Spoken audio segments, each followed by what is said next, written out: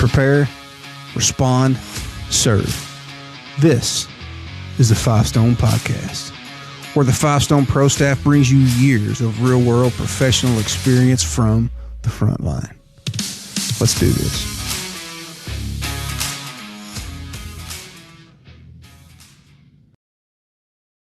Hey guys, welcome back to 5 Stone. We have got a whole series starting right now for 5 Stone called Trauma Talks. And it's going to be very hard to do. It's a very personal one. But this whole series is meant to reach out to those people that go through daily traumatic responses, that have suffered from PTSD, and maybe you've been in the military, maybe you've had just a personal encounter that you've had to deal with, maybe it's abuse or whatever it might be, and to let you kind of relate to the front line. So as first responders, as medical providers, former military veterans, we have a lot of stories that have been contributed to 5 Stone that we want to share with the public. This is not easy to do. This is very difficult for us to do because it brings up a lot of, I don't know, I guess scars or emotions that we kind of suppress and bury and get out of our thoughts and minds. But it's things that have really impacted us and changed the way that we really view life. And I guess in my opinion, the way that I've had maybe marital problems, family situational problems, relationship problems, it goes really deep. And by bringing this stuff to the surface, it helps us to be able to relate to other people. The stories that we're getting ready to tell, we have not shared with each other, okay? And there's been stories, like I said, submitted that to me that you all haven't even heard that we're going to go through in our upcoming podcast. But it's not a fact to get attention. It's not trying to get sympathy. It is a point to try to show you all what your first responders deal with every single day, day in, day out. You know, there's the term PTSD. I do not think that applies to first responder. I don't. Or to the medical provider. I do not believe that at all. We have recurrent traumatic stress adaptation. I know that's not an official diagnosis in the medical community. Maybe this will help to get it done that way. But there is no post because we relive it every single day. It's a true story.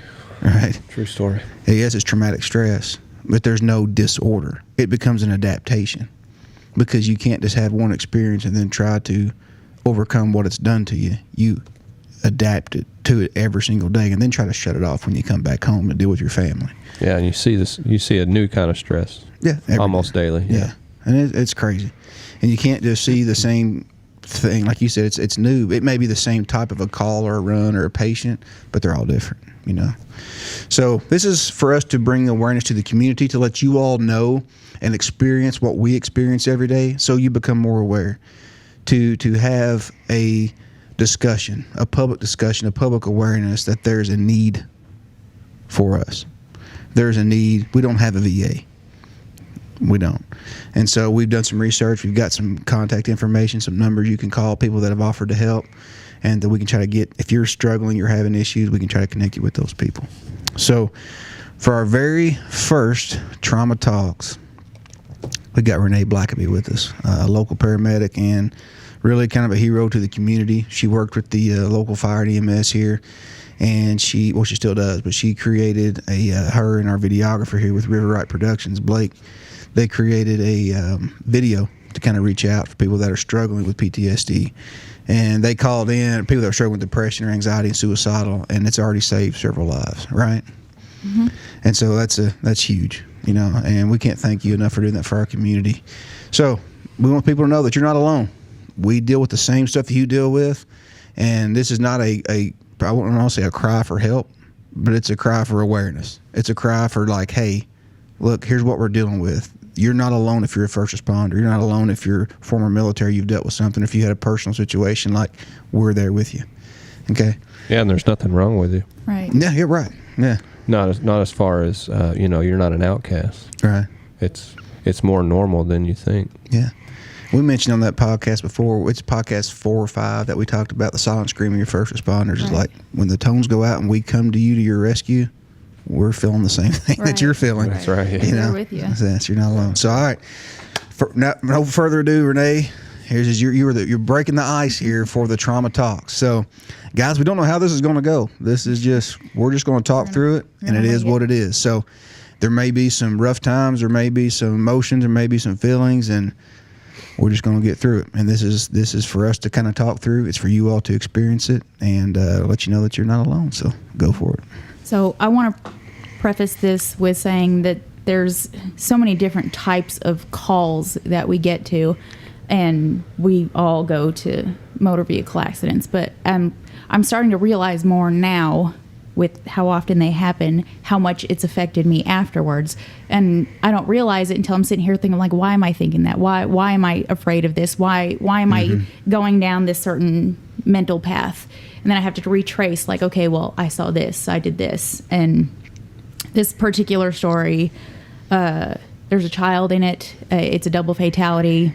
It could have been way worse than it was, but it was still really awful. So we got called to a head-on collision on a really popular road. When they paged it out right away, whoever showed up first recognized that there was possibly DOA, one to two DOAs. That's how severe the collision was. Me and my partner get on air. We start heading that way. And right away I'm going through my head. I'm like, okay, what do I need to do? Called for a helicopter. We got there before I got an answer about the helicopter. And just before we got there, they're like, there's a child involved. So my mentality shifted completely. So I went from thinking, I'm going to treat these adults, I'm going to do this first. Because when you deal with children, it's so hard. My head went directly to that child. I'm like, okay, what do I need to do? We can't treat them here. We don't have specialized pediatric stuff here. I was like, I have got to get him out. So we show up on scene, and there's two vehicles, and these bystanders had pulled this child out of the car without his car seat. And not everybody knows that if a child is still in an infant seat or a front-facing car seat and there's a collision, you take the whole seat out. You leave them in the car seat because it's already providing a certain amount of stability for them. They're belted in, you can control them more, you can keep them in line. It's a lot easier than laying them on a spine board. Right. They had pulled him out. I don't know how they pulled him out. I don't know where his car seat was in the vehicle at that point, because I laid eyes on him and I'm like, screaming infant. Okay, he's screaming. He's good. This is great. He's conscious and he's got a patent airway. Most people don't like that, but first responder, you do. That's what you want to hear. I'm like, great. He's screaming. We are good. And they were trying to hold C-spine for him, keeping his head straight. And I think there was a nurse on scene. At that point, I had tunnel vision. So I'm like, I have got to take care of this child. Nothing else on that scene existed to me but this child. Right. And there was a whole bunch of firemen on scene. So by the time I turned around, I already had my stretcher behind me. So we had the stretcher out. We had the pediatric spine board. We laid him on the spine board. We used a towel as a seat collar instead of a regular seat collar because we had no information on this kid. He was too big to be an infant, but he was like a really small toddler. Right, gotcha. So I think he ended a seat collar is, for people that don't know, is like that holds the neck in line. Right. And anytime doesn't let the neck move. Right. So I think he ended up being somewhere around 18 months old. But it's kind of hard to gauge children's age when they're that little. So we laid him on the spine board. We immediately got into the back of the truck, and I had like 5 people back there with me, and this kid's just screaming and thrashing around. It was confirmed to me that the other 2 passengers in the vehicle that he was in were both deceased on impact. Oh, wow. So in the back, we already have a high velocity wreck with death in the same vehicle. I'm thinking, what is wrong with this child? He's screaming. And as you do when we get into the back of the truck, we take all their clothes off so that we can assess them fully. And he had blood on him, and I'm like, oh my God, he's bleeding. I got to find out where it's coming from. And I'm head to toe like 3 times before I realized it wasn't his blood. It was the blood from the people who were in front of him. We tried to put spider straps on him. He was not having it. This little dude was fighting with everything he had, which was good, still awesome. Like I was okay with it. There was not a whole lot that. It's so hard to treat kids that can't talk because they can't tell you where they're hurting. What's wrong. And he was pushing spider straps away, and I'm like, I've got to put hands on this kid so I can try and assess if there's something broken.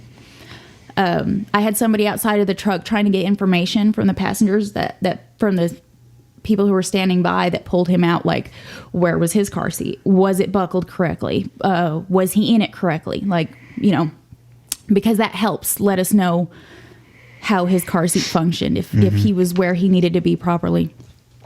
And they were able to tell me that they did unbuckle him. He was properly buckled. He had the seatbelt, the little buckle across his chest where it needed to be. And he had small bruises all over. And I could not find a thing wrong with this child. And I'm sitting here and I'm like, these two are dead. There's something there. Yeah, he's screaming. I'm like, there's something wrong with this child. The helicopter finally landed. I had OIC taking care of that because at that point I was just like so focused on making sure that this kid didn't head down the bad way. How it is with kids. Right.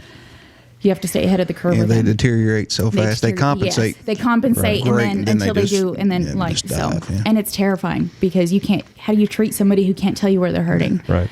It's like you fear that bomb dive coming. It's just like they're doing good. They're doing good. They're doing good. Vital signs are good. Everything's good. Then all of a sudden it's just like, oh no, and you don't know why. It's a cliff. It's a cliff, not a gradual. Mm-hmm. So they jumped in the back of the truck, and at that point I was doing my best to try and soothe him, because at that point the only thing that I could do was try and calm him down so that he'd stop fighting us, so that I can get hands on him and try to assess, make sure that he didn't have any broken bones.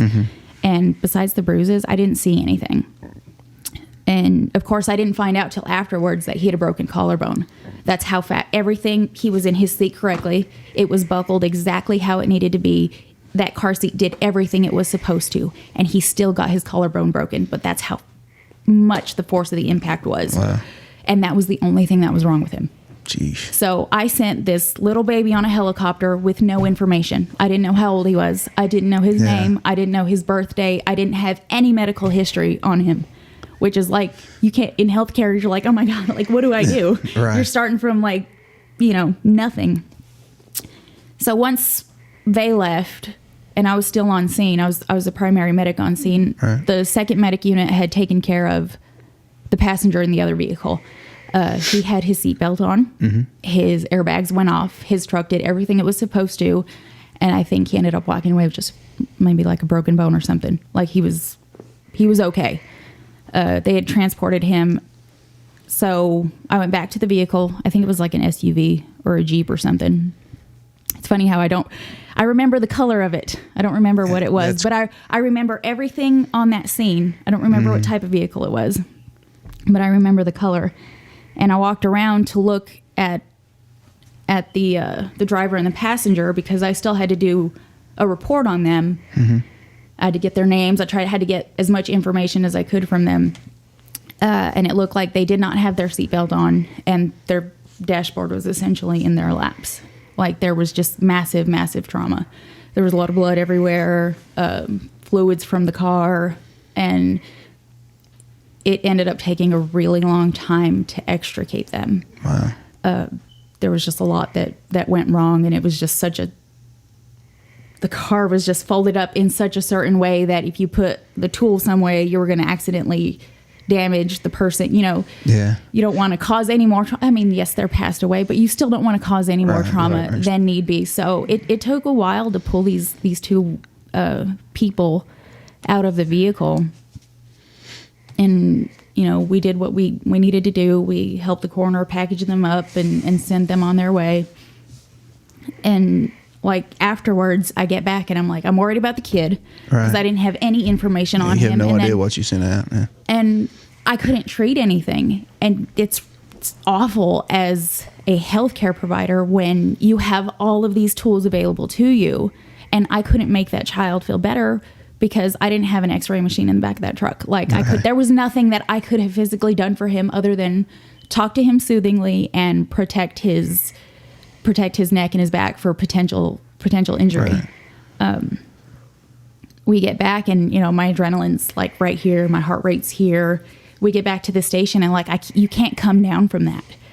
And it takes a really long time to come down from that. And that accident happened to be in a place that I drive by every single day that I go to work.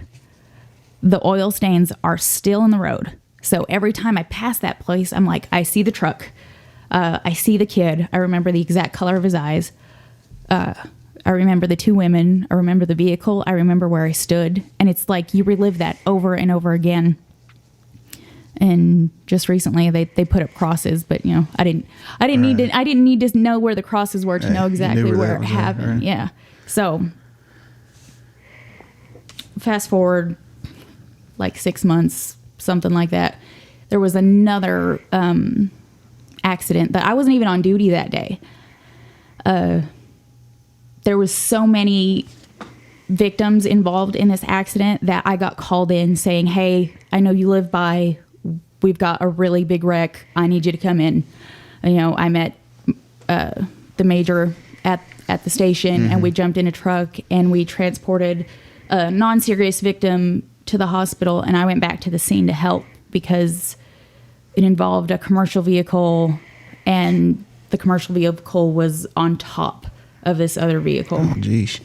So, and this is another road that we travel almost daily or like every third day because of the transports that we make. And how many fatalities in that one? There was just one, but it was brutal. Yeah. Like the semi was on top of the car. Yeah. So they had to lift the semi off and pull it. And the car had to be essentially opened because he was smashed in it and his body was laid back. And it took a lot to get him out too. And he had a lot of damage to him. And I'm just trying to get him out without causing any more damage. Like I don't want to get into too much details, but after you go to pull these people out and you feel their broken bones in their body. Like in that first wreck, one of the passenger's arms was completely shattered. So you go to pull them out to help them, and you can't hold that because there's nothing there in their arm. Like the arm was completely shattered. I mean, it was still on, it was still intact. You know, but the inside was done. Yeah. And the passenger in the second accident, he had a lot of damage, and there was a lot of open wounds. So you got to see a lot of tissue. Right. Wasn't as much blood, but a lot of tissue and stuff we shouldn't have to see. Stuff we shouldn't have to see. And the hard thing about it is you're standing there and you're waiting for law enforcement to do what they do and the coroner to do what they do. And you look at these people's cars and their life was just, you see a screenshot of their life. Like they got dressed that day. They decided to put this shirt on. Why did they do that? You know, they buckled their kid in the car just like they do every time that they go somewhere. And this guy was just driving to his family, and he had a guitar in the back of his car. And you know, you get to see the screenshot of this is what happened right before he died. He did not know that this was happening. Yeah, I've never thought of that way. I mean, I've been on those scenes and seen that stuff. I don't know that I've ever. I've thought about things like, you know, I don't know. For me, on the really traumatic scenes, I wonder, like right before it happened, what did they feel and did they know, you know, and what happened in that space and time. You know, I think about that driving down these same roads. Yeah. And I think about now, if this truck hits me, what am I going to feel right before I die? Yeah, that is exactly the mentality. So we're going down these roads where all this traumatic stuff has happened and it's really bad. And I'm like, okay, well, exactly like you're thinking, like I'm driving here, but what if that car hits me? What if that car hits me? And it just doesn't happen with one car. It happens with every single one that goes by. Or the big commercial vehicles, the big old semis, like I can't drive exactly next to one, or if one's coming this way and I'm going this way, like I get over because I'm like, what if he decided to show up to work drunk? What if he's under the influence or something? What if he's tired? Yeah. It's dang. It's kind of like you hear the road less traveled or the road well traveled or most traveled. It's like the road not so well traveled. Right. You know, when you work in an area and you see so much stuff. Right. In these same places, and I've done it. I've driven by these places and relived it. And relived those things just like you can't get out of it. Well, the worst thing about working in a small community is you got about a 1 in 10 chance that you know the individual. Right. Or you know somebody that knows the individual. I mean, one of them, you know, not that this is my trauma talk, but one of the first in hospital traumas that I can remember was on one of my brother's good friends, and he didn't make it. You know, and I can remember everybody. You know, and that's it's messed up. It's messed up, man. I still see some of those people. Yeah, I do too. Every day of my life. We are there for those people's the worst day of their life, and we do that every day. Every day that we show up to work, it's potentially somebody's worst day of their life, and you live that with them. You feel their emotions because we're human. You know, we can't always just shut everything down. In the moment, it's really easy. Like you focus. You're like, this is my job. This is what I got to do. But as soon as things slow down, you start looking at things. You start looking at small details like, oh, there was a book in the backseat. They were reading this. Yeah. Why were they reading this? What were they doing? Where were they going? You know, their whole lives just completely stopped. Yeah, I remember. I don't know if you were on that one, Blake, but and I don't know if you were or not. But the search in Greene County, the river search, where the horseman went under the water, and we were called for recovery. Maybe. I just remember we were coming out of the water. We had located the individual. We were coming out of the water as a team. We were coming up the hill to basically restock, resupply, regroup, and get ready for the next one. But I remember having my back turned, and I remember they told, I don't know who it was a family member, but I still vividly remember her screaming. And what got me, we'd seen that a million times, but what got me, and I don't know that everybody on the team realized that when she did that, we all flinched. And then we were back online, but I remember seeing the guys in front of me, the team in front of me, flinching when she screamed. It wasn't out of fear, because I mean, we do crazy stuff all the time. I honestly think we knew it was coming, we just didn't know. But I remember that scream, and I remember, you know, to me, there's no worse sound than hearing that scream of a family member. Oh, yeah. I've heard it way too many times. I've heard dying people that don't scream like that. Yeah. It's awful to say, but it's easier to deal with the people that have already passed than it is to deal with their family 100%. members, because that's, you know, it's just a vessel at that point, and we take care of them, and it's awful. Yes, it's awful, but they've already gone home. Right. They're at peace. It's the people that are left over that have to deal with that. That is the absolute hard thing to deal with. Yeah. Well, and then we deal with it.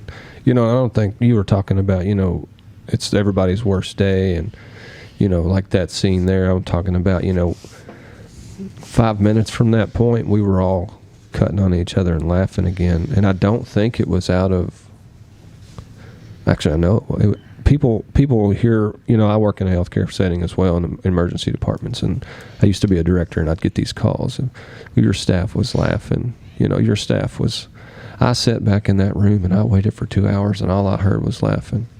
You know, one day I got tired of it, and I said, you know why they were laughing?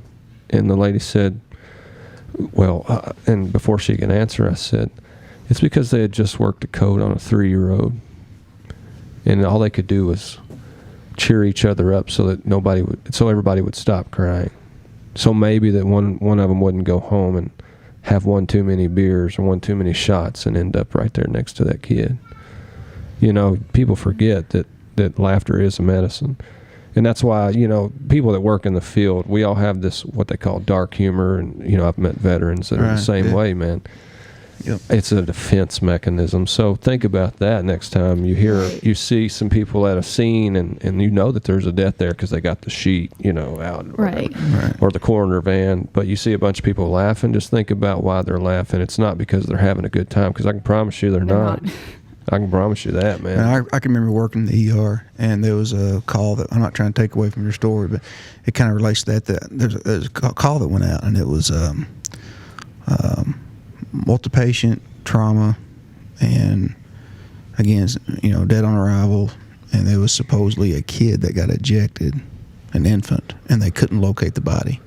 They were like, my baby is missing. Where's my baby? And it was roll over, and this trauma surgeon was there. I'm not saying it's right, but the trauma surgeon started laughing, and I charged at that trauma surgeon, screaming and cussing and trying to attack him. Well, everybody held me back.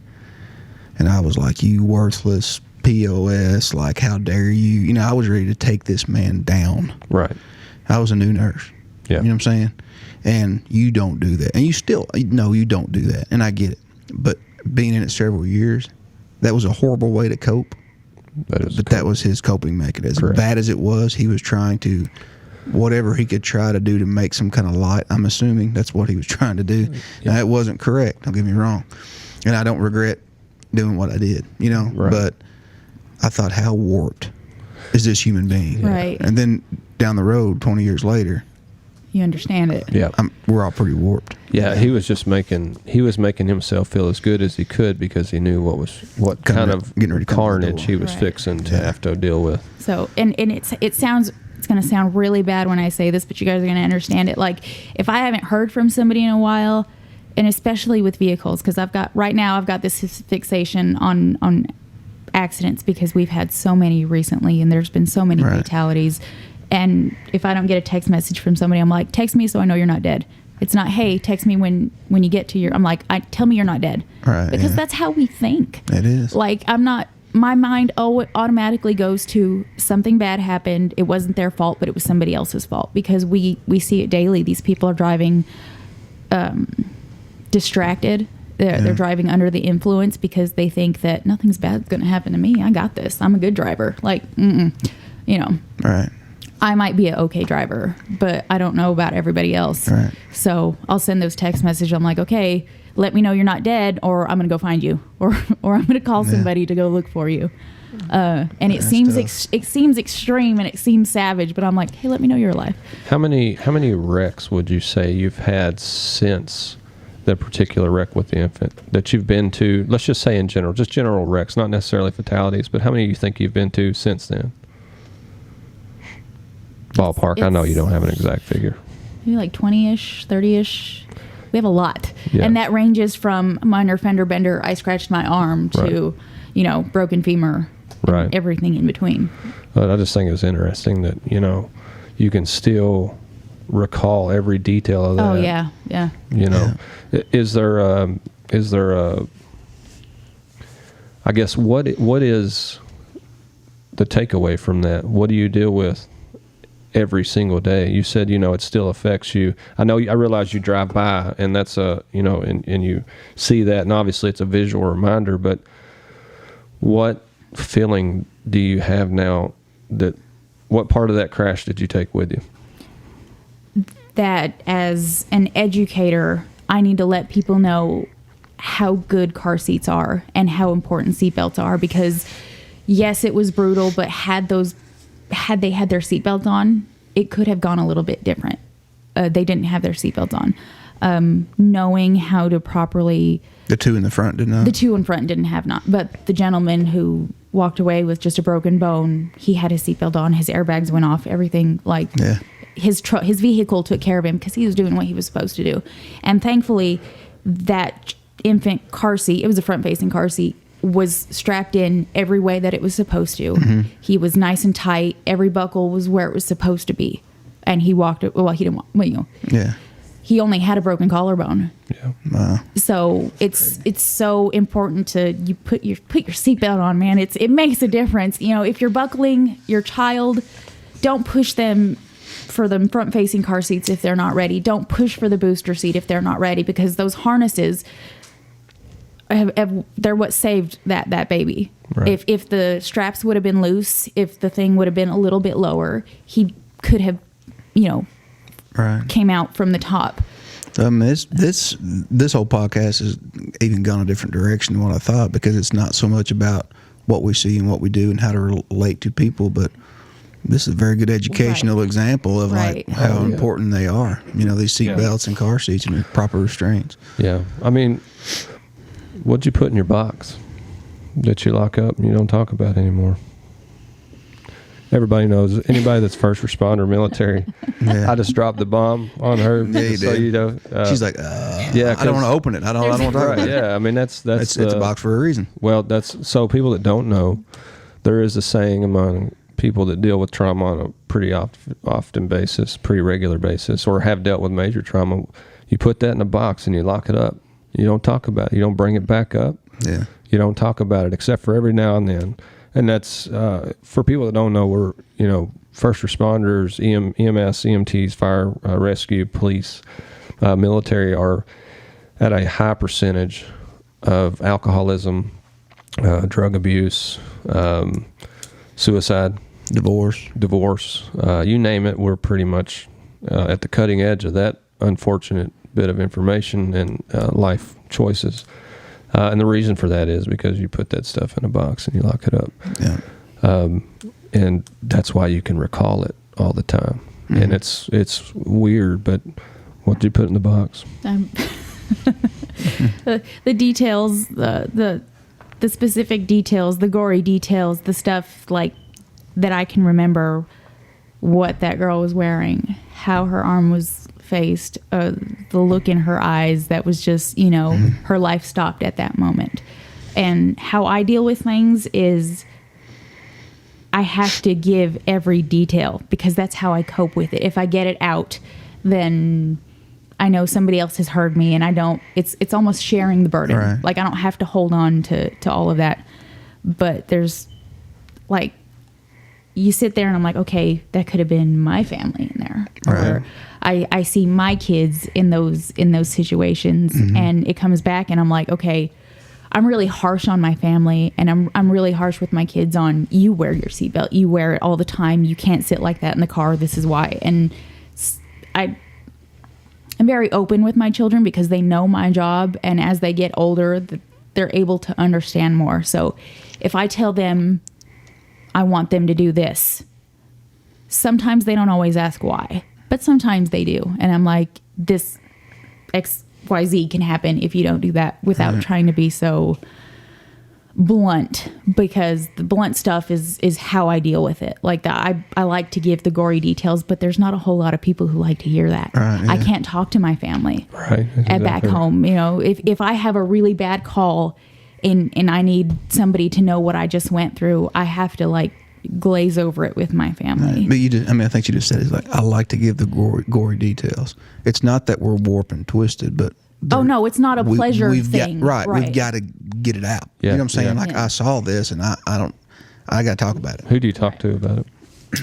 Coworkers, my fiance. That's how we get it, because he's a police officer. He's seen it. He's there with it. Future mother-in-law, she's a nurse. Future father-in-law's a coroner. So they 100% understand They it. get it, yeah. And that kind of support system is really, really important. Yeah. For those who don't have that kind of support system, you lean on your coworkers. Right. You lean on the people who were there on that scene, Right. because all of those people saw the same stuff that you did. So Right. we have chaplains that work with us, and we have a couple of really, really good chaplains that if you called them at any time of day, he would be there. Yeah.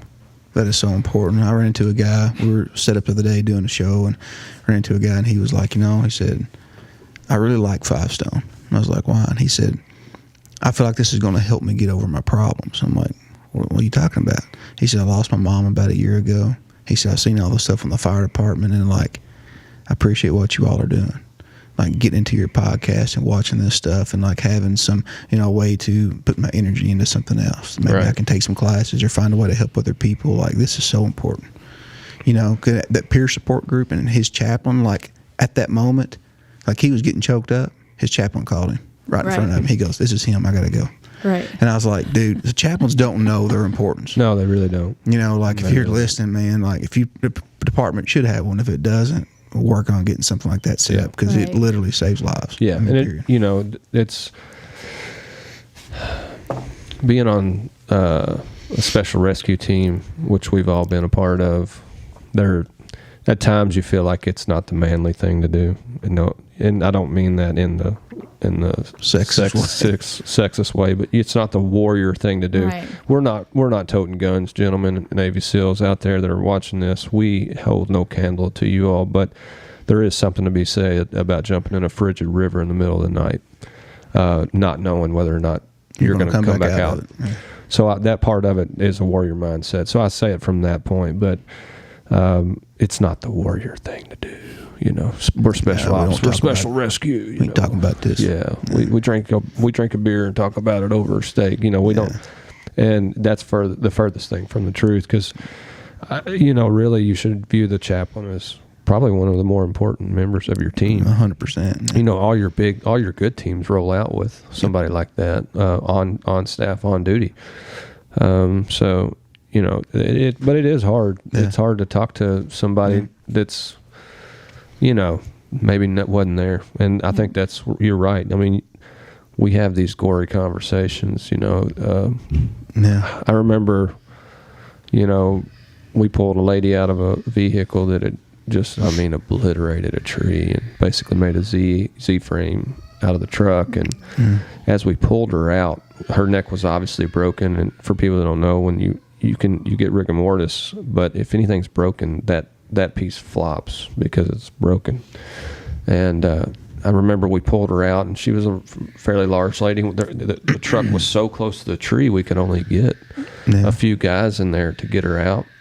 So we couldn't get her head, and so in the scheme of things, she just kind of fell into the body bag. And I remember one of the guys immediately just caught her head so that it wouldn't hit the ground.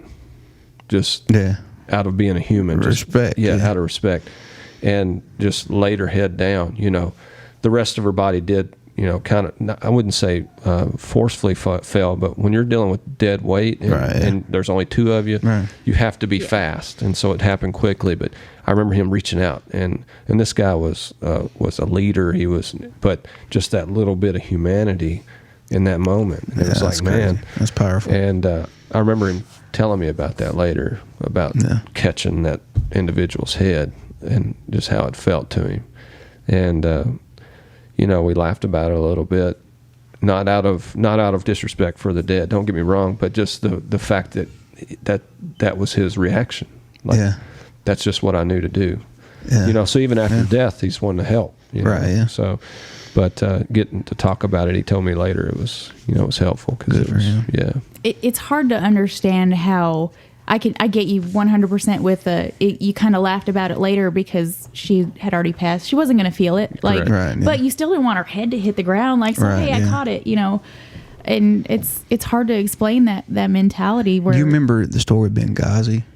Whenever they said they were having to throw the bodies over top of the embassy to get them down to evacuate, and those guys were talking how bad that bothered them. Yeah. Because it's your buddy, even though they're passed away. Right. It's a human, man. It's a human. Yeah. Right. And that's hard for us is to, you get on the scene that you're talking about, and you got this infant in the back, and you got these two deceased up front, and it's like you're getting tunnel vision. You're focusing on this. It's what you're working on. Maybe it's from previous experiences. Maybe it's motherhood instinct. I don't know. But you're focused on this kid. It's like, this is what I got to do. It's what I got to do. And like, you still feel bad for the people that are deceased, and you're talking about it was so hard to get them out, and you said yourself, and things went wrong. How much more wrong can you get than dead? How wrong can you get? Right. But I wrote that down because you said things just kept going wrong because we were trying to get them out respectfully. Right. Yeah. And that's stuff that we carry with us. You know what I'm saying? Yeah. It's like I'm gonna have those cold chills all day to last for everybody, but it's just like people don't get it. I would bet good money there's not a person around this table or on our team that hasn't talked to the dead. No, I do all the time. I have to. It's like a coping thing. I don't mean talking to ghosts for those that are listening that don't understand. I mean, like the body's there, and you're saying, I'm sorry, I got to do this, or I'm sorry, I couldn't save you. Yeah, sorry, I said couldn't. That a million times. You fought well, or you tried hard, or I'm sorry, or your family's going to be fine, or whatever. We've all said those things. I don't know that. I didn't know that other people did that. I think everybody does. Because I do. Like if we show up to a DOA and I'm like, okay, well, we're gonna have to move you now. I'm sorry. Yep. I'm not meaning to twist your arm this way, but I took care of the baby. It's okay. Right. We've got this. We've got this from here. That's rough. For those that are listening to this podcast that think any of this is offensive, you need to probably find a new podcast. Because you're obviously not in the same mindset. And we're just getting started. I mean, this is our first one. We've got a whole lot more. And it's not meant to be an easy listen. It's not. No. It's meant for you to understand what we go through. Right. And as bad as this is, this is one of the lighter stories. Right. This is. Yeah. Do you have anything else on that incident, or are you good? My takeaway from it was just make sure that I like to to think that, okay, this bad thing happened. What can I make good out of it? And in that particular, like I said before, is education on the importance of car seats. And when something that bad goes wrong, but you did everything that you were supposed to, you go into triage mode where like, okay, I can't do anything for them. I can take care of him. Right. Yeah. Because mom thought to put the car seat in correctly and they buckled him exactly the right way. Don't be in a rush. I know, don't be in a hurry. We're really busy all the time. Yeah. Put your seatbelt on. Make sure that your children are buckled correctly, because it makes a difference. It makes a huge difference. And but life and death difference. Well, that's a very important takeaway. That's a very important, because we all get in a rush. It's such bad a rush now. Like whenever we turn our vehicle off, a big old screen comes up and says, "Don't forget to check the back of the car for passengers." Right. Because we're going 100 miles an hour all the time. So that's very important. Well, guys, if you're a first responder out there and you are dealing with issues and dealing with things that you want to be able to talk about, if you relate to this, if you know that you need assistance, you need help, we want to be able to provide you with some contact information to reach out to. We've got a couple here. There's a Kentucky Community Crisis Response Board. It's 24 hours. We'll put the number in the video. I don't know which camera's looking or where to put the number at, but it's going to be 888-522-7228.